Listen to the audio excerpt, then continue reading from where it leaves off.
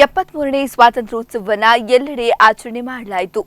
ಇಂದು ಪ್ರಸಾದ್ ನೇತ್ರಾಲಯದ ವತಿಯಿಂದ ಉಡುಪಿಯ ನೇತ್ರ ಜ್ಯೋತಿ ಕಾಲೇಜಿನಲ್ಲಿ ಸ್ವಾತಂತ್ರ್ಯೋತ್ಸವ ಆಚರಣೆ ಮಾಡಲಾಯಿತು. It is not so in every other part of the world. Our Indian culture lays down tremendous importance to family and family values.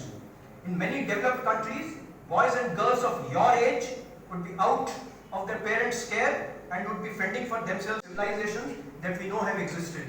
Most of them have perished and little is known of them, unlike ours. Do you know that Tamil and Sanskrit languages have been in existence for more than 2000 years? So we have very prominent linkages from the past to the present.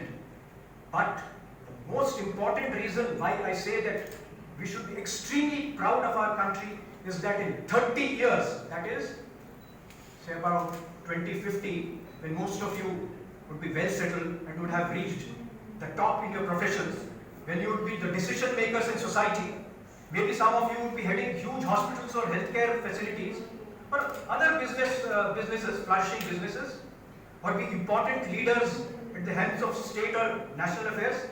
India will be the second largest economy in the world. Nobody can stop that from happening.